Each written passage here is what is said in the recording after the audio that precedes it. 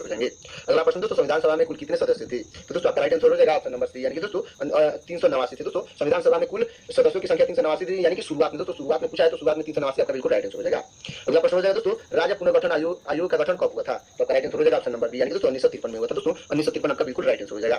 तो दोस्तों अगला प्रश्न हो जाएगा हमारा, कैबिनेट मिशन भारत कब आया था? तो दोस्तों आपका राइट आंसर हो जाएगा ऑप्शन नंबर सी, यानी कि 1946 में आया था। दोस्तों 1946 आपका बिल्कुल राइट आंसर हो जाएगा। अगला प्रश्न है, भारत में पहले आम चुनाव के समय कुल कितनी लोकसभा सीटें थी? तो आपका राइट आंसर हो जाएगा दोस्तों ऑप्शन नंबर बी, यानी कि 489 थी। दोस्तों 489 आपका बिल्कुल राइट आंसर हो जाएगा।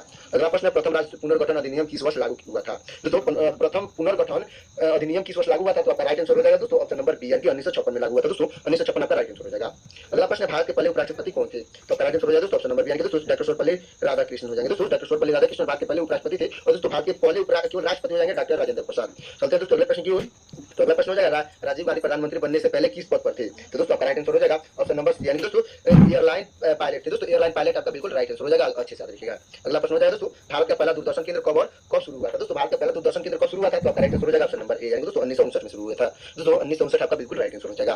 अगला प्रश्न, भारतीय संविधान में मौलिक अधिकार कितने प्रकार के हैं? तो आपका राइट आंसर हो जाएगा दोस्तों ऑप्शन नंबर बी, यानी 6 प्रकार के हैं। दोस्तों 6 प्रकार आपका बिल्कुल राइट आंसर हो जाएगा। अगला प्रश्न, आपातकाल के समय प्रेस की स्वतंत्रता पर कौन सा अनुच्छेद सबसे ज्यादा प्रभावित हुआ था? तो आपका राइट आंसर हो जाएगा दोस्तों ऑप्शन नंबर बी, यानी कि अनुच्छेद 19 सबसे ज्यादा प्रभावित हुआ था। दोस्तों अनुच्छेद 19 आपका बिल्कुल राइट आंसर हो जाएगा।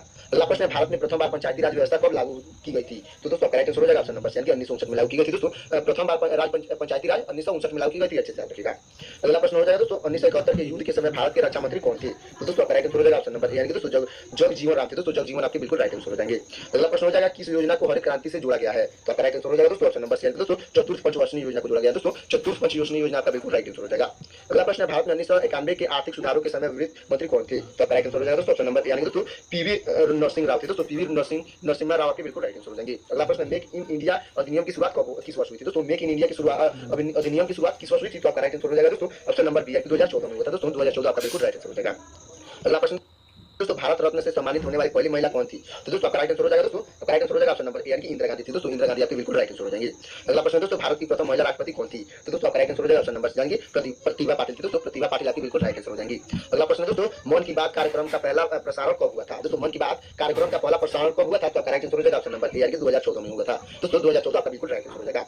अगला प्रश्न, परमाणु परीक्षण पोखरण सेकंड कब हुआ था? दोस्तों परमाणु परीक्षण पोखरण सेकंड कब हुआ था? तो आपका राइट आंसर हो जाएगा ऑप्शन नंबर सी, यानी कि 1998 में हुआ था। दोस्तों 1998 आपका बिल्कुल राइट आंसर हो जाएगा। अगला प्रश्न, नर्मदा बचाओ आंदोलन किससे संबंधित है? तो आपका राइट आंसर हो जाएगा दोस्तों ऑप्शन नंबर बी, यानी कि बांध निर्माण से संबंधित है। दोस्तों नर्मदा बचाओ आंदोलन था वो बांध निर्माण से संबंधित है, अच्छे से याद रखिएगा।